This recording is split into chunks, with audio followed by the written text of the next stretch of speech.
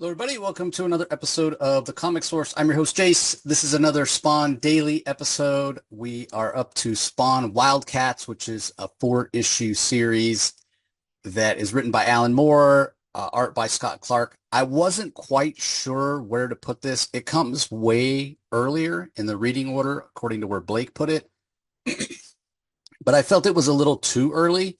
So I kind of pushed it back, and then then I felt like I should have gotten to it already, but hadn't. So anyway, we're going to talk about it here. It's clear that it's pretty early, definitely within the first 100 issues, probably before Spawn gets killed, which we just saw and had him resurrected. But there's a new arc that's coming up pretty soon where it deals with the Green, which is sort of a concept that's become a big thing in DC Comics over the past 20, 30 years with Swamp Thing. But it has to do with, nature and earth and that sort of thing. So that arc is coming up. And I definitely think this Spawn WildCATS happens before that. So overall, it's an okay arc. I mean, it's Alan Moore. He's a legend for a reason. But at the same time, it's a little wonky. Dialogue can be a little weird at times. So anyway, let me go ahead and share my screen with the book. And I guess before I do that, I should remind everybody what we're doing here. So um, there a few years back when it was the anniversary of Spawn, I really wanted to, the 30th anniversary of Spawn, I really wanted to read all the Spawn titles and get caught up with everything that was going on so I could read some of the tangential stuff that Todd McFarlane was doing in terms of Curse of Spawn and King Spawn and what have you. Um, and I had a couple different partners along the way, but unfortunately, people just weren't able to kind of keep up. They both sort of had to bow out. So because of that, I sort of lost momentum, and unfortunately, I wasn't able to keep going. But um, decided this year that we were gonna restart the Spawn Daily, have it up and going again. So if you've been following along for 3 months, we've been re-releasing all the episodes that we did previously, so everybody be caught up and be on the same page. Um, and now we're starting to get into some new things that we didn't check out last time.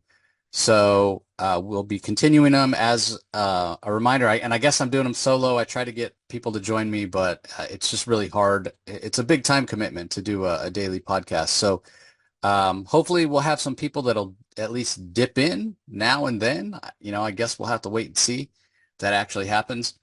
But in the meantime, just a reminder, whenever we cover an issue of Spawn, the main series, it'll be one issue per episode. But when we talk about some of the other tangential stuff, the mini series, obviously the one shots will be one issue per episode. But minis or other series like Curse of Spawn or what have you, we may be doing whole arcs in one episode. So for instance, talking about Spawn WildCATS today, we're going to cover all four issues, 1 through 4, in one episode. But if you just want to listen to the main series, you can. The reason that we went back and found that Blake Whitlow reading order, which, all credit to him. I asked him if he wanted to rejoin me. Unfortunately, he has a lot of stuff going on and just doesn't have the time. But anyway, the reason we added that in was we found that a lot of times the tangential stuff was adding a lot of context. And sometimes if you didn't read, Spawn Batman or some of the other tie-ins that were going on, it left questions unanswered. So we went ahead and I found that Blake Whitlow reading order. There's a link in the show notes to it. You can go and check it out.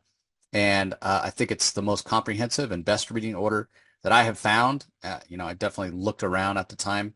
But it's far and away the best one, and it's very comprehensive. So, originally when we were doing this for Spawn 30th anniversary, we were hoping to get done in a year. There's been obviously a lot more Spawn comics come out since then. 350 just came out, so we're not going to get done in a year, especially adding in all the other stuff. But I'm pretty committed to trying to get it out every day and to keep going until we're caught up to the current timeline. So it's going to take more than a year. We'll see how it goes, and I'm sure I'm going to miss days now and again. But so far we haven't. But part of that's been because I had everything banked, right? And now I'm starting to have to actually record. So anyway, let me go ahead and share my screen, as I said earlier, so you guys can see the books that we're going to be talking about today. The first one being Spawn WildCATS #1. As I mentioned, Alan Moore handles the writing duties. Scott Clark handles the art. And let me zoom through to the end because the credit page is all the way at the end on all of these.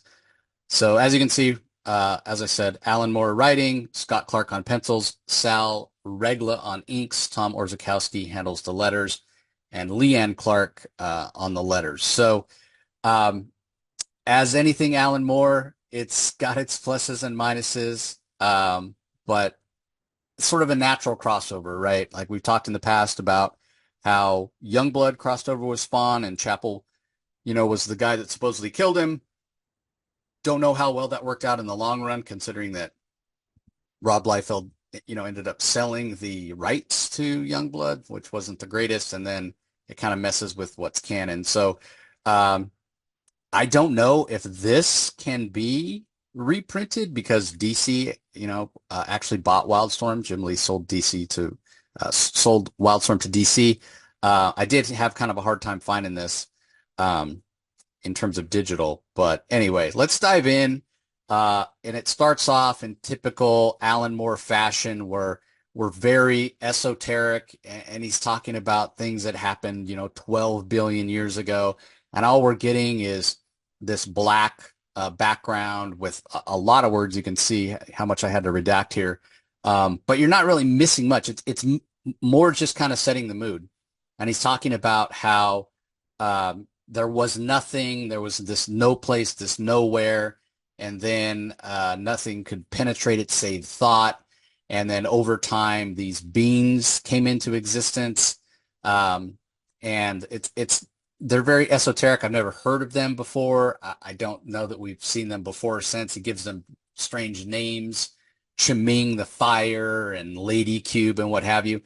And he talks about them being like these omnipotent type beings that are sort of bored. They've come into existence and they're sort of bored. And what do they have to do but play around with reality, right? I mean, that's how powerful they are. So then the scene shifts to the WildCATS headquarters, and we see that Priscilla, or Voodoo, this was her vision. This was her psychic flash, and the rest of the WildCATS are around there asking her, hey, are you okay? What was that? And she's like, I don't really know what it was. I felt like reality was falling apart. This image came from nowhere. One thing of note is, I guess in case some people that pick this up are fans of Spawn and not WildCATS or vice versa, Al Simmons' name is never mentioned, but he's introduced as Spawn when he shows up here in a second. You'll see. But for the members of WildCATS, Moore kind of makes a point early on in the issue to have them calling each other by their real names and also their hero names, so you can kind of get an idea of who the players are. I mean, they've been around for decades at this point, so we kind of have an idea of who they are. We see Warblade there, we see Voodoo, we see Maul and Grifter, Zealot, Jacob Marlowe. Voodoo's there in the back. So they're trying to reassure Priscilla that everything's okay, and she's just worried. I just felt like the world was in terrible danger. And Zealot's like, don't worry, we're safe in our headquarters. Nothing can harm us in these walls. And as she says that, it's kind of a cool moment from Alan Moore when Zealot says nothing can harm us. You see Spawn's hand like grasping the side of the building as he's climbing up. So cool scene there. And he comes crashing through the skylight, big splash page from Clark. And he says, basically, I've used my CAI contacts to find you. There's going to be the devil to pay. And this series is titled Devil's Day. And so he immediately attacks Spartan. There's a big fight, and Voodoo is saying, or Marlowe rather says, what he walks in, what's going on? You had that cycle flash, whatever. She's like, I'm not really sure. I had that flash, and then this gothic lunatic bursts in. I'm not really sure what's going on. And so we get this double page spread here where we see Spawn moving across the page from left to right, fighting various members of WildCATS. And Moore does take advantage of this scene right here, this double page splash, to sort of give us an idea of the way that the WildCATS team, kind of the banter, kind of the way they talk to each other and what have you.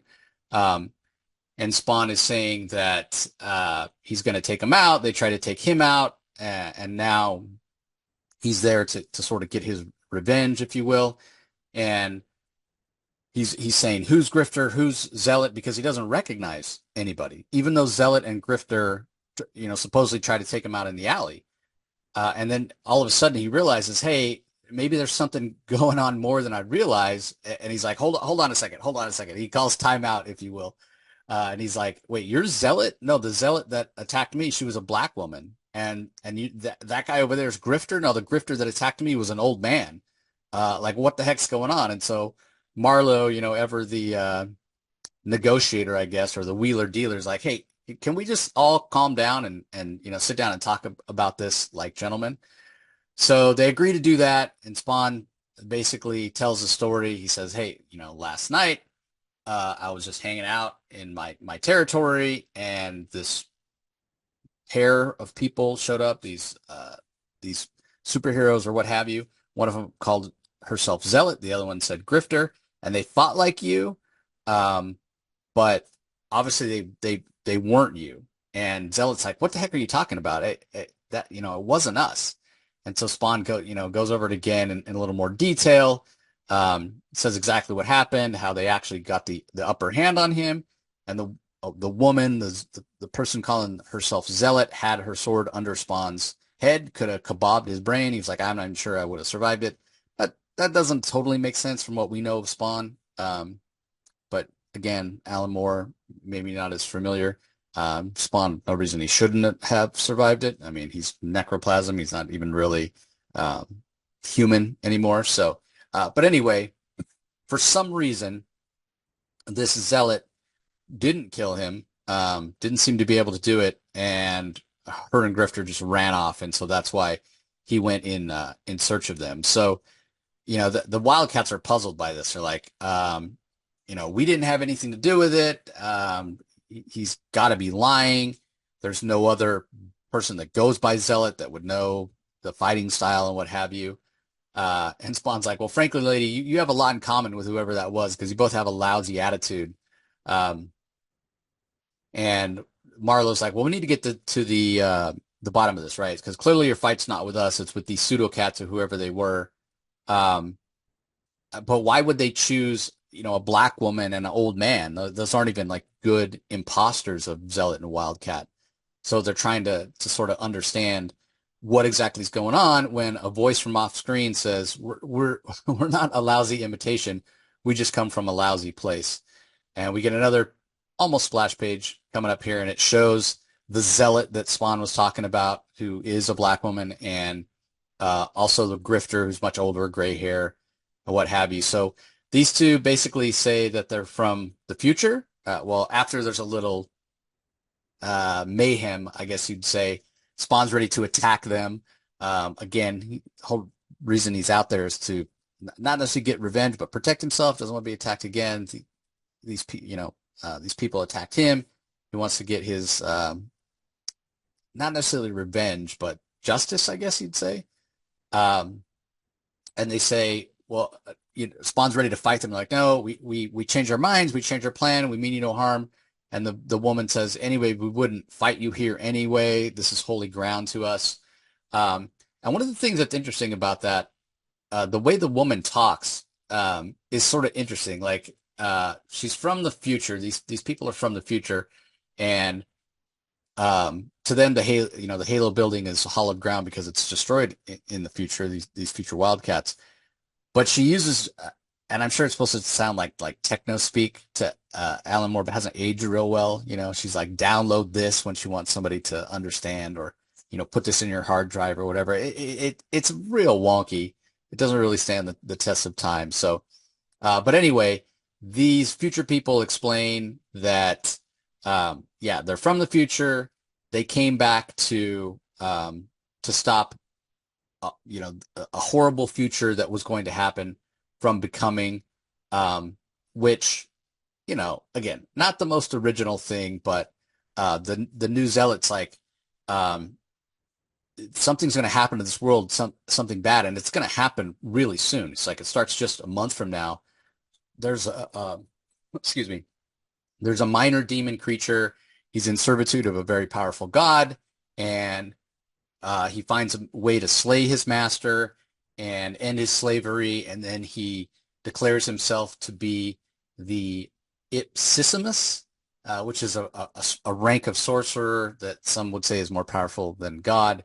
And this Ipsissimus decides that America should be his kingdom, and he ushers in um, a new age, I guess you would say.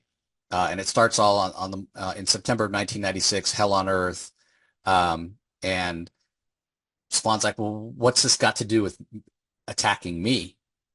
And the girl's like, haven't you? So this is where I go with the kind of the wonky dialogue here. She goes, haven't you saved any of what I've said onto your like your hard drive, I'm assuming? Don't you get it? You're the one. You are the Ipsissimus. Within 6 months, you're going to find a talisman, and you're going to become this evil god, if you will. And Spawn's like, what? Wait, what? I like that doesn't sound like Spawn at all, right? So when you hear the explanation, it does make sense, though, right? Like he is sort of a minor demon creature. He is in servitude to a much more powerful demon. But how would he find a way to slay Malbolgia? Why would he do it? And then if he did, why would he like name himself like Emperor of the Earth?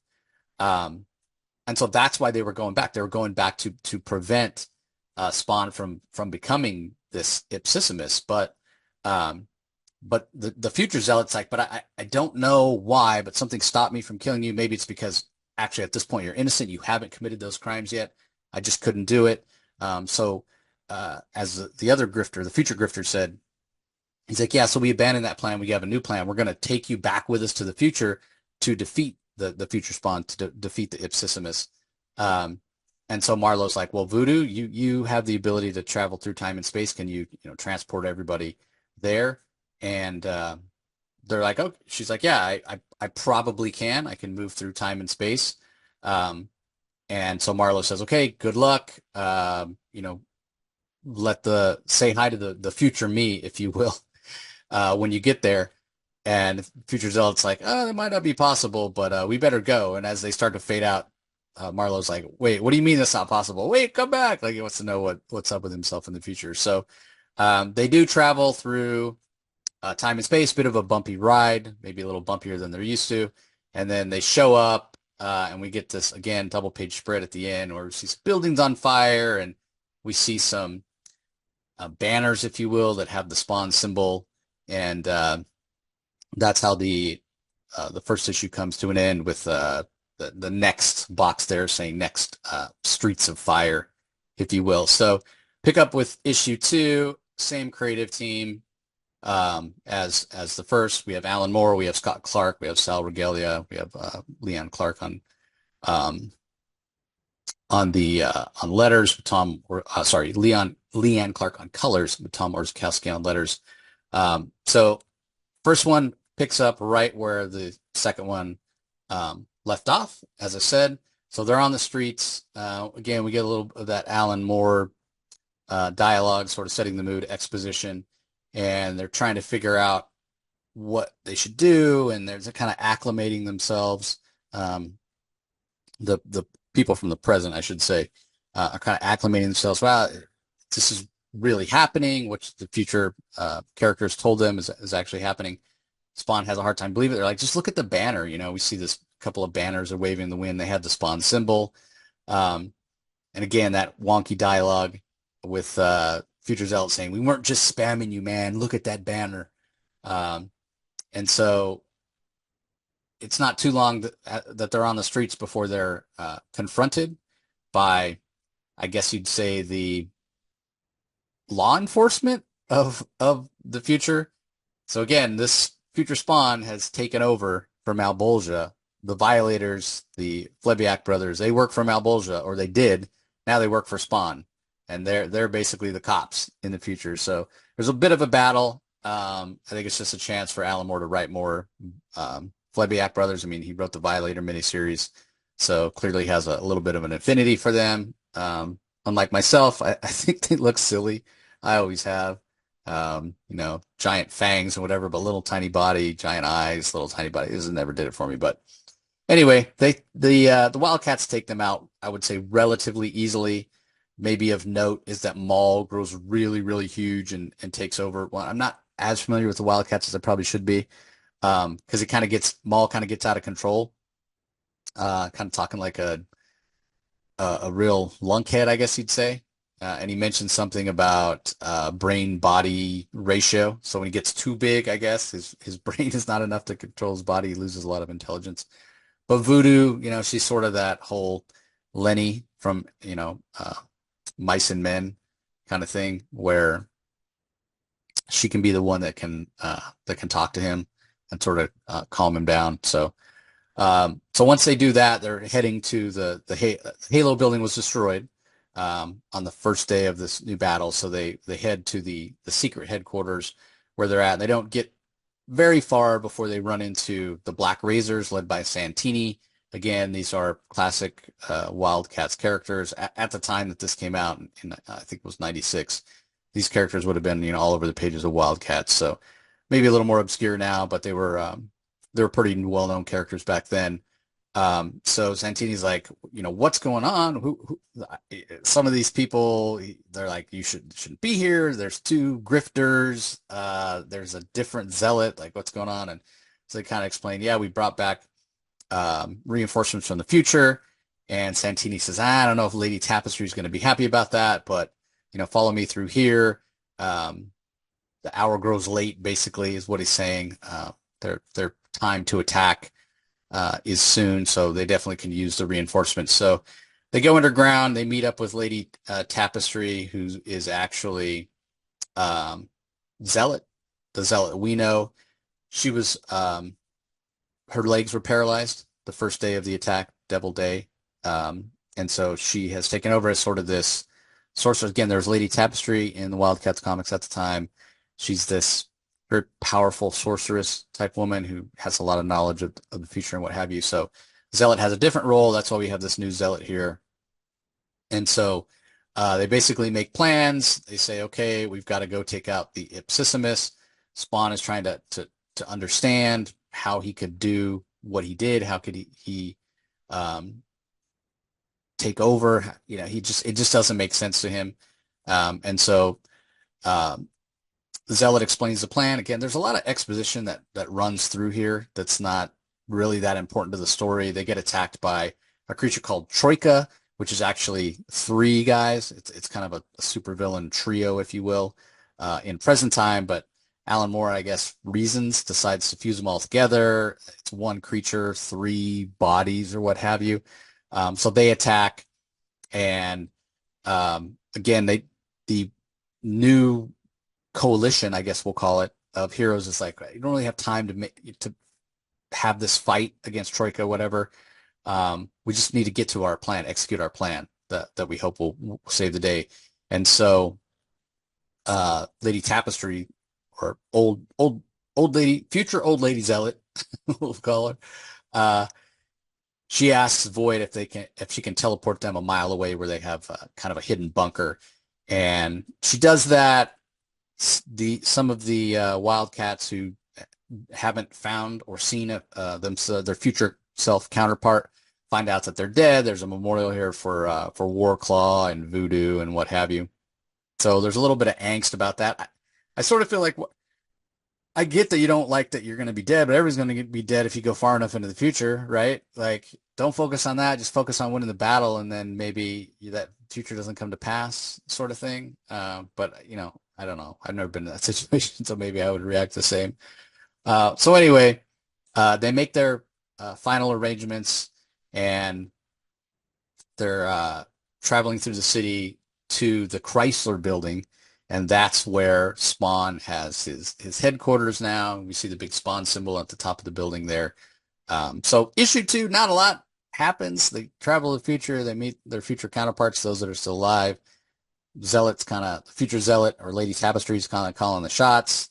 They sort of get acquainted, and then they move on to the battle. So again, not a bit of a transitional issue for sure with issue 2. So Moving on to issue 3, again, same creative team as the previous 2 issues, and we start with some establishing shots from Alan Moore once again, with some exposition telling us that it's not just this group that's attacking, like all over the world, or all over New York, maybe we should say, under Brooklyn, the Delphi, again, this female super group that if you read WildCATS at the time, you'd be familiar with. And then in Chinatown, the Triads and the Black Razors that I mentioned earlier. So just a way to sort of tie it into what's going on in the current WildCat books at the time. And then we get this nearly full-page splash of the Chrysler Building, and Santini is giving the kind of the battle plan, if you will. So they're going to split up. Tapestry and both Zealots are going to go through the dungeon. Voodoo is going to go with Maul and Spartan and be warped by Void to the middle section of the tower. And then they have Spartan, Warblade, and both Grifters that are going to go to the very top. And where's Spawn? I don't know that they say. Let's see, both Grifters. Yeah. Spawn goes to the basement. Spawn goes to the basement with Tapestry and Zealot. So the guys that enter the middle, they run into, it's not very long before they run into some other superpowered beings, and we find out that some of the beings sided with Spawn. Like they didn't want to get killed, I guess. Grunge is one of them, Grunge from Gen 13. They make short work of him and the guy that he's with. It's not a particularly big deal. So not even sure why that's in there. Maybe again, just a callback for, Gen 13 fans or whatever. I don't know how happy they'd be a Grunge traitor, basically. So after fighting Grunge and this other guy called the Suit, who has pyrotechnic powers, after defeating them, they head for the supposed quote-unquote throne room. Meanwhile, Maul and Spartan and Void and Voodoo come across a bunch of women who were formerly super heroines. They've been captured by Spawn. They've been stripped of their powers and basically been turned into kind of a harem, if you will. And then basically Spawn kind of doles them out as favors to his followers that he wants to reward. Kind of scummy. I don't know how well that would play these days. But while they're talking to them, Troika shows up. Troika, who tried to attack them earlier in their base. And this time, Void is very angry because she's one of the ones that was stripped of her powers and has been sort of passed around by Spawn's minions. So she teleports Void outside and takes short work of him, basically, and then teleports back in and basically says, "Hey, I got my revenge." And then they tell all these women, "Hey, get some agency. Escape from this place. Don't remember who you were before, even if you don't have powers." So it's a little cliched from Moore, but again, I sort of feel like this is one of these crossovers. It's kind of just, let me throw the Easter eggs in there. Let me throw people in that you recognize, but twist it around a little bit, because Void, she's not the metallic, futuristic type character. She's more human. We also see Caitlin from Gen 13, and she's really obese. And the reason for that, it's kind of mentioned. Some of the women starve themselves, so they'll be really thin and unattractive. Caitlin is super obese because she eats all the time, so nobody will want to touch her. So, whatever way they're trying to deal. So it's a little bit of Alan Moore saying, "Hey, look at having to deal with trauma," but there's not really a lot of real estate for him to sort of deal. It's not the point of the story, but he throws it in there anyway because he's Alan Moore, right? Meanwhile, we switch down to the basement. We see where Marlowe is being tortured. There's reference to mythology about how Zeus punished the Titan Prometheus by stringing him up on this tree and letting birds eat his liver, but because he was immortal, it would grow back and then he would be eaten again and what have you. So sort of the same thing here, because Marlowe is immortal, and before they can rescue Marlowe, before they can rescue Marlowe. A couple of the Fleabag brothers show up. This time, I think it's the Vandalizer and the Violator himself. And again, not a tough battle here, actually at all. Um, and maybe as a story point going forward, so that Tapestry can't just wave her hand and defeat the Ipsissimus later on. She sort of depletes her powers here. Maybe foolishly, it could be argued to take out the two Fleabag brothers. But even though they're taken out and torn apart, they're like, they're gonna form themselves back together because they are immortal as well. They mentioned how their bones are quivering, even even though um, she's torn them all apart. They're still alive, and Lady Tapestry, yes, they're still alive. It's true. It's going to take them a long time to recover, and I fear it's going to take me longer as well. You drain too much of my powers, what have you. So she said, I'm going to stay here with Marlowe. I'm not going to be much help, but you need to go meet up with the others and our supporting troops of the Coda, the Vampire Triads, the Black Razors. They're all supposed to be converging in that throne room. And so she stays behind. Both Zealots and Spawn head for the meetup, head for the throne room. And they're wondering as they attempt to get to this throne room, like, why isn't there more resistance? Why does this Chrysler building seem to be empty? I mean, the whole reason they split up and went to different parts of the building was to defeat as many troops as they could, so that when they get to the throne room, they're only fighting the Ipsissimus and they're not being, ambushed from behind or flanked or what have you. Um, and if the Ipsissimus is supposed to be Spawn himself, he's like, I wouldn't do this. I wouldn't leave the building deserted. I don't like it. Like, what the heck's going on? Um, so they get to what they think is the throne room, and but sitting in the chair of the throne room is somebody that they don't expect. When they turn around, turn the throne around, they realize it's Martini, and they're like, oh, "Wait, what's going on? Why, or Santini rather?" It said Martini. Like, what's going on? Well, Spawn knew what was happening all along. Well, I should say the Ipsissimus knew what was happening all along.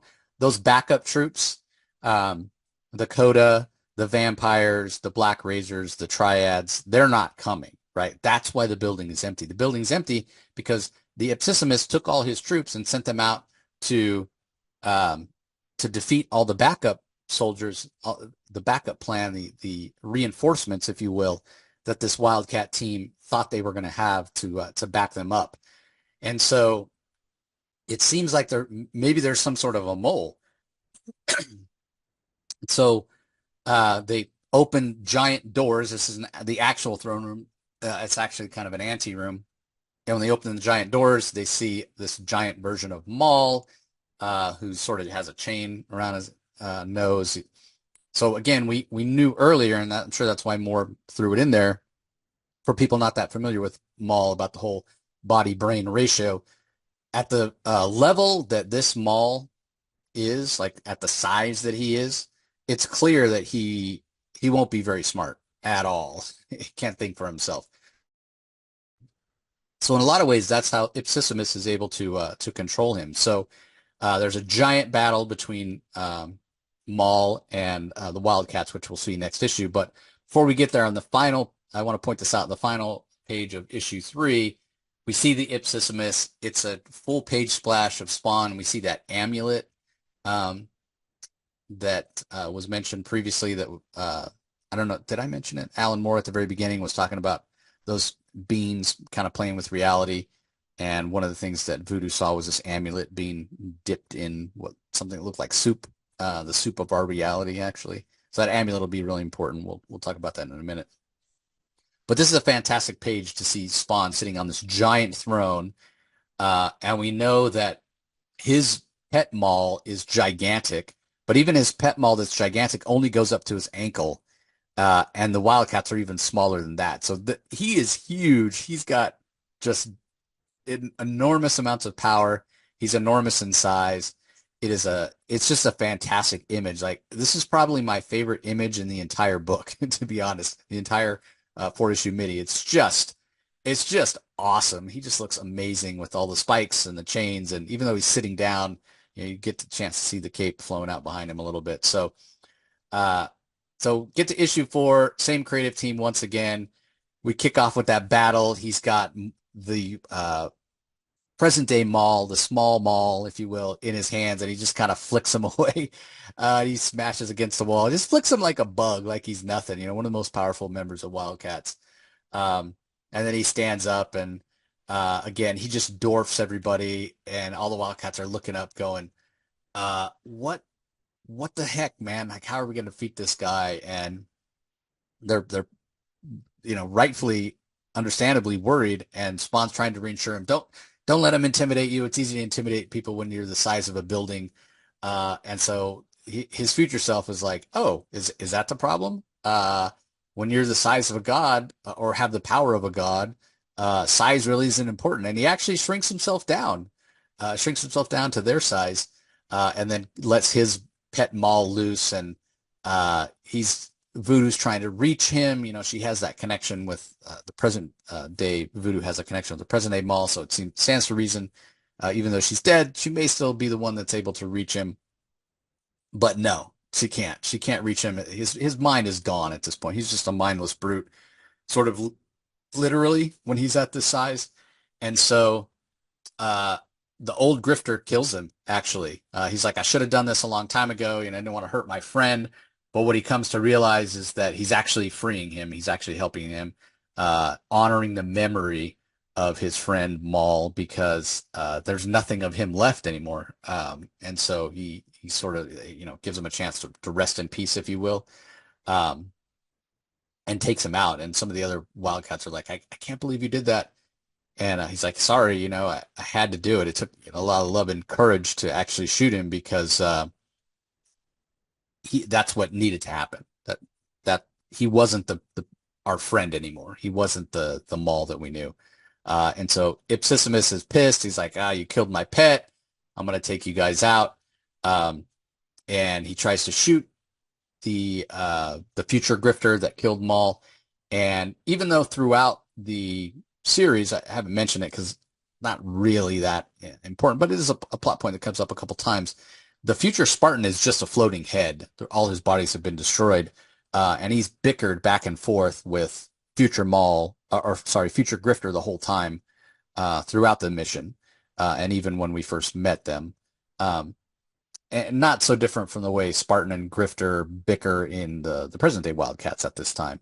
But anyway, when Ipsissimus is pissed off at future Grifter for taking out Maul, he fires a beam of energy at future Grifter, and it's actually future Spartan, just the head, if you will, that saves him, that flies down and blocks the beam.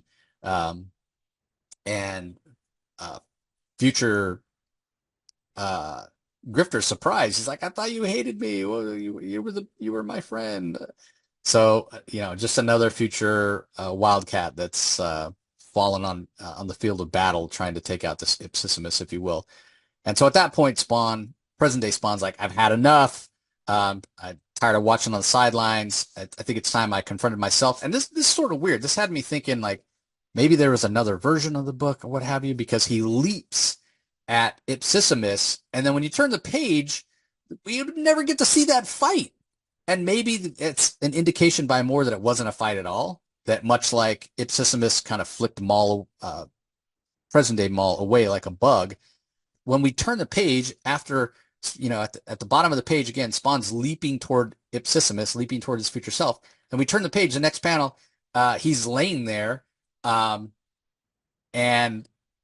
he's like unconscious. And Future Zealot's like, he's down. I think we got to get out of here. Like, we don't even see that fight. So again, I guess Ipsissimus just kind of swatted him away like he was nothing. And meanwhile, Maul, who got flicked away, is coming too, and they're trying to figure out. I mean, the battle is not going well at all. Like, Spawn probably more powerful than any of the WildCATS, and he apparently, in such a blink of an eye that we don't even see it, he gets defeated.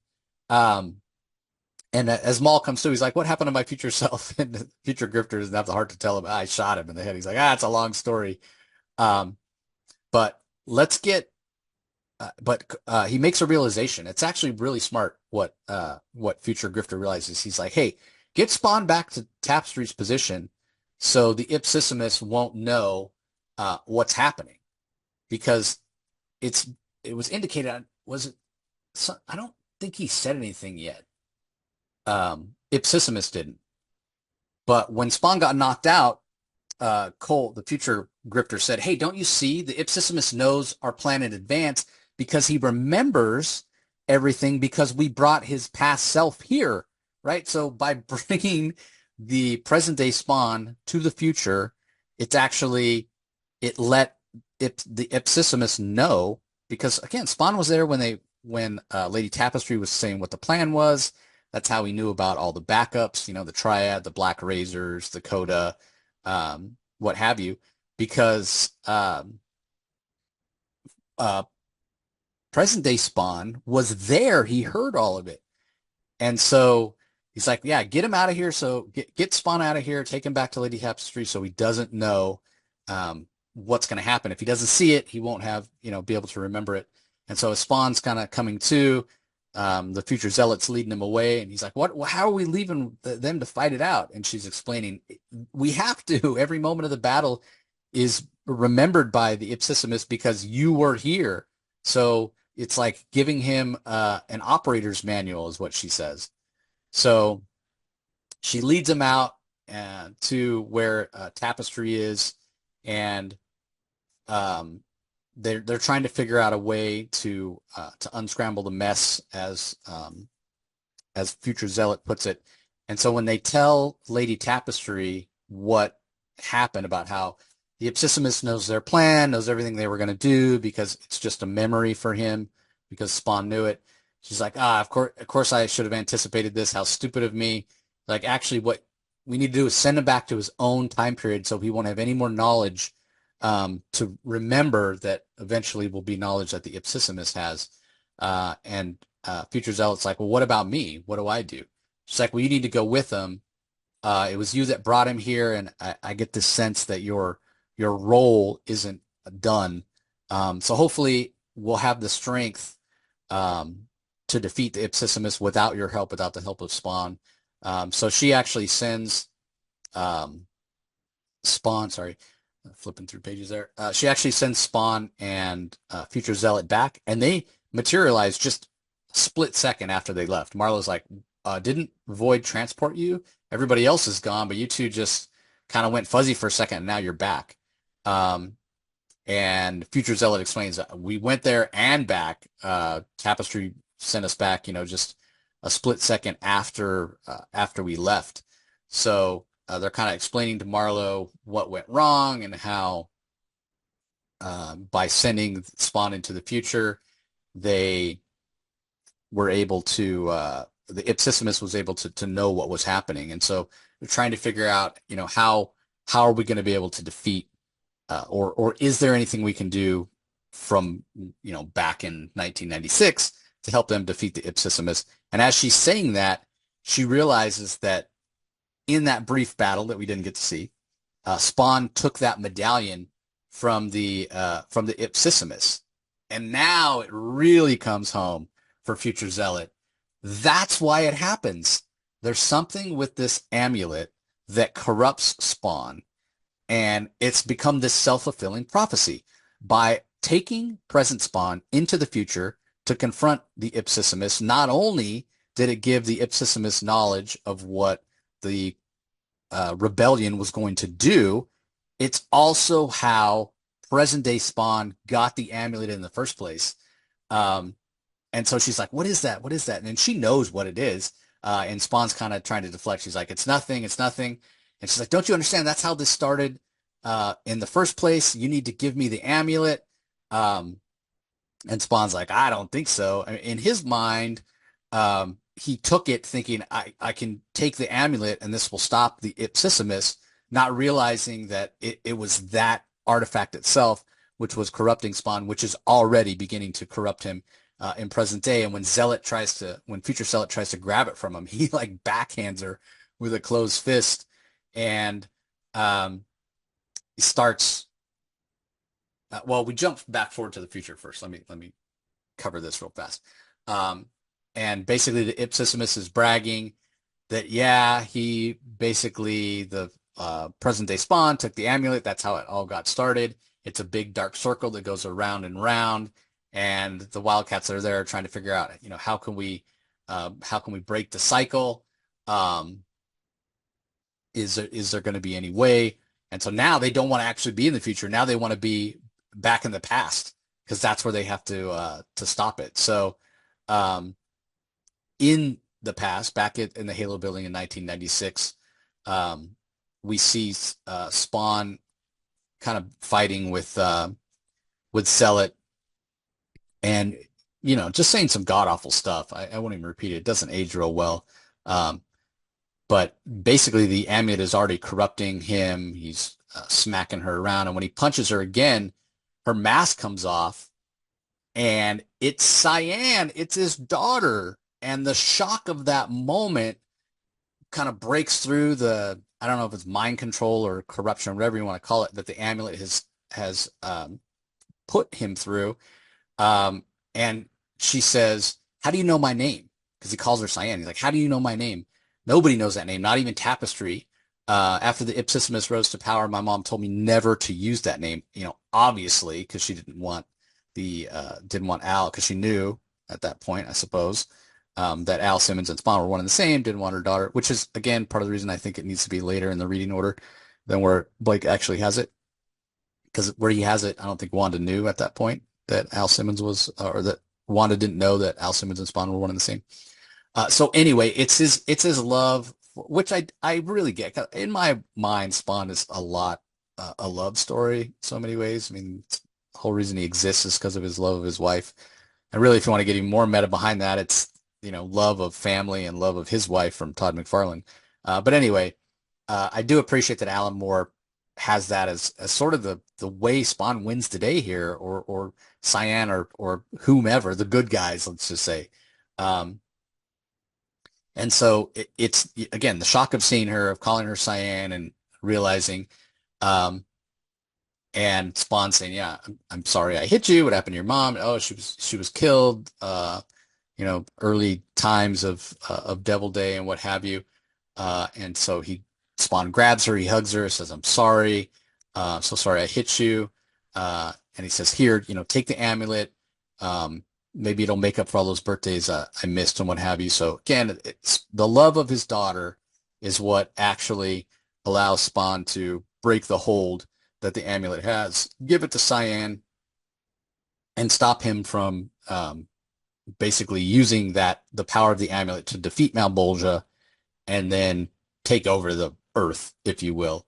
And so at that moment, when Spawn gives the amulet to Cyan, we see kind of a la Back to the Future. We see Ipsissimus in the future saying, "No, what's happening? This isn't part of the story."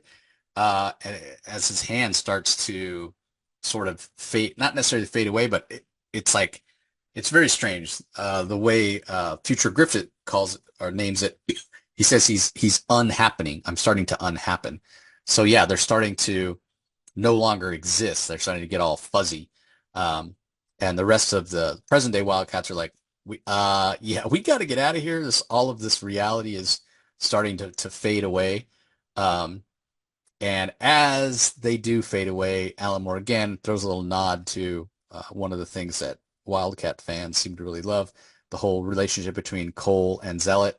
And we see future Cole, future Zealot, Lady Tapestry embracing and kissing as they're fading out, as they're no longer existing. Um, and as this is all happening, even the amulet itself fades away, starts to fade away, and Cyan starts to fade away. She's like, "What's happening? I'm fading away." And obviously, Spawn is distraught. He's like, "How many times do I have to lose you? I have to lose Wanda, see the life I could have had, disappearing in front of me." Um, and Cyan says, "It doesn't hurt. It's like I was never there." And again, Al just distraught, never catches a break. Al Simmons never catches a break. He's like, "No, I've got so much to tell you, how strong you are, how beautiful, how much I love you." But it's too late. She sort of fades out. Um, and Spawn is back in the Halo building. All of the present day Wildcats show up again.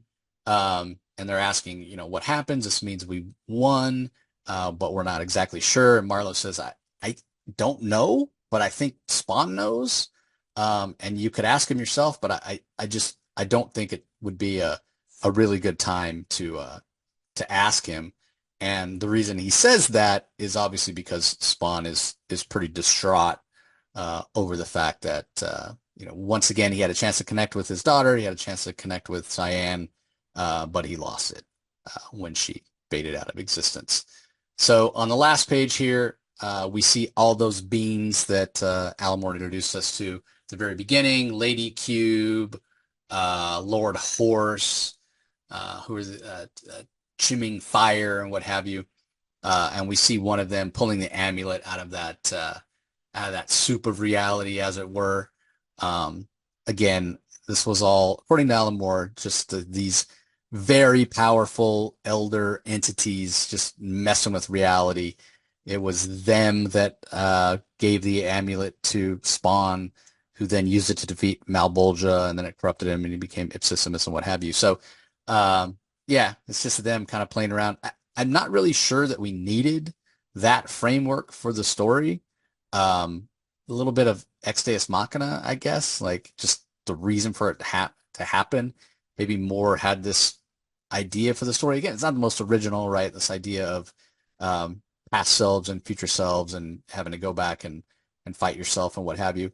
But maybe I wanted a way to tell the story. How can I make it where, Spawn has to confront himself and what have you? Maybe that was the only thing he could think of. Not really sure. Maybe it's just Alan Moore wanting to create some really cool characters that he could come back to, or that Todd McFarlane could come back to at some point. I don't know that McFarlane ever did. Obviously, we're not at the point, or I'm not at the point in the Spawn reading order where I've read enough to say these beings, Lord Horse, Chimming Fire, Lady Cube, or whatever her name is. I don't know if they show up again. Maybe they do, maybe they don't. But it is sort of a fun story, even if it is a little cliched. And maybe at the time it wasn't. I mean, this is like 30 years ago nearly. Maybe at the time it hadn't been done as much as it's been done now in comics and in other sort of storytelling. This idea of this self-fulfilling prophecy, this loop, you become sort of the cause of your own downfall, right? The whole Batman Dark Knight thing where, you're the hero long enough to become the villain, or whatever that saying is. So all in all, it's a fun series. It is kind of hard to track down. Again, I'm not sure how in canon it is. I'm not sure how the copyrights work out. And maybe that's why none of these esoteric type entities, elder entities from Alan Moore, have been used by Todd McFarlane, because maybe DC co-owns them because they bought WildCATS. I'm not sure how it all works out. I would have to ask Todd about it. But anyway, it is a fun story. I think the art from Scott Clark is top notch. It's a little of its time, and so is the dialogue, especially, as I said, that sort of techno speak that Alan Moore tries to give Future Zealot at the time. It doesn't age real well. But overall, yes, it's 90s. Yes, it's computer colored. So you have that aspect of it as well. But it is a fun story at the end of the day, even if it is kind of hard to fit in exactly in a clean spot in the reading order. So anyway, that's going to do it for this episode, everybody. Hope you guys all enjoyed it. Appreciate you joining us for Spawn Daily as always, and we will talk to you next time.